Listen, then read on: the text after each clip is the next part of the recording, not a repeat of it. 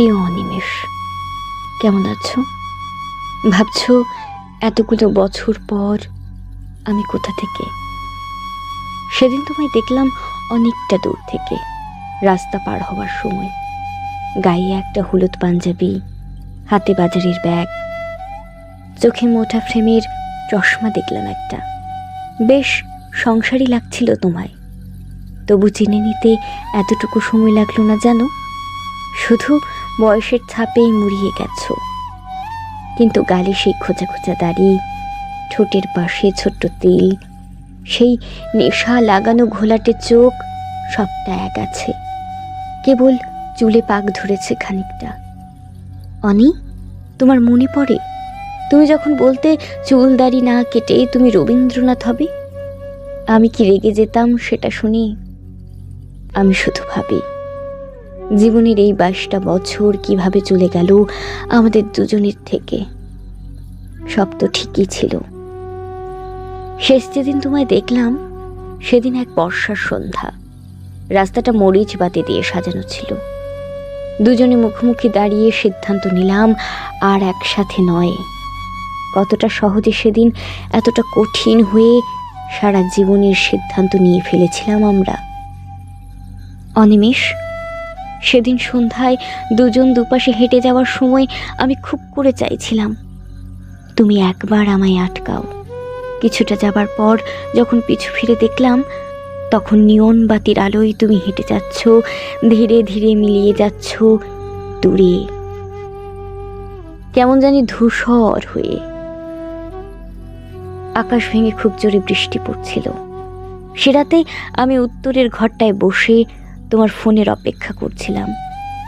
এভাবে রোজ আকাশ কালো করে নামতো, আর আমি আমার ফোনের স্ক্রিনের দিকে তাকিয়ে থাকতাম সারাটা রাত। তারপর একদিন বুঝে নিলাম বিধাতা আমাদের সংসারটা একসাথে লেখেননি। অনি, আমি 1000 বার টের পেয়েছি দূরত্ব বাড়ানো সহজ, বিচ্ছেদ সহজ, জটিল শুধু তোমার শূন্যতাটা একেবারে মুছে ফেলা। অনিমেষ, খুব চেনা রাস্তায় দীর্ঘদিন পরে হাঁটলে এক ধরনের অনুভূতি হয়।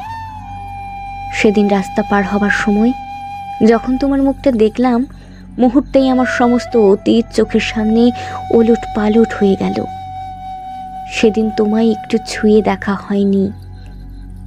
22টা বছর আমাদের এত দূরে সরিয়ে দিল কি করে অনিমেষ? মাঝে মাঝে ভীষণ ইচ্ছে হয় পুরাতনে ফিরে যাই। আবার গোধূলির সময় শহরের শেষ মাথায় বসে জোছনার আলো মাখি।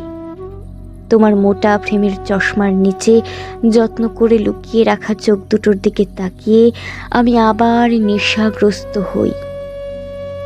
আচ্ছা অনি, তোমার সেই বইয়ের নেশাটা এখনো আছে? তুমি ভালোবাসতে বুদ্ধদেব গুহ, আর আমি সমরেশ মজুমদার। সেই 18 কি 20 বছর তখন আমার। তারপরেই একদিন বসন্তের মতো জীবনে এলে তুমি। আমার এখন বয়স বেড়েছে অনি। মুখে কোচকানো চামড়া, চোখের নিচে কালো দাগ, তল পেটের মেদ, মাথায় কমে যাওয়া চুল, শরীরে রোগের বাসা।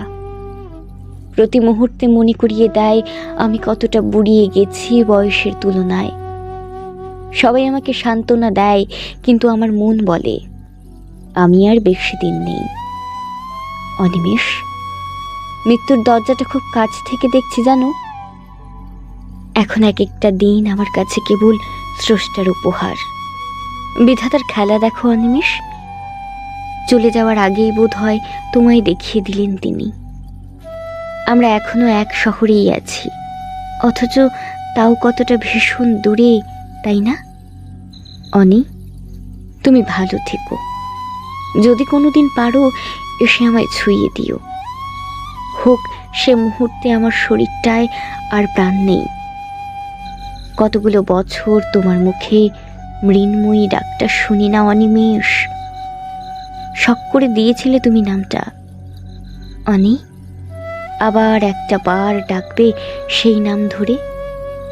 চোখ বুঝার আগে কেবল একটা বার, এই ব্যস্ত শহরে কোনো এক ফিকে সন্ধ্যায় তোমার সেই পুরনো ঠিকানায় আবার একটা বার। ইতি তোমার মৃন্ময়ী।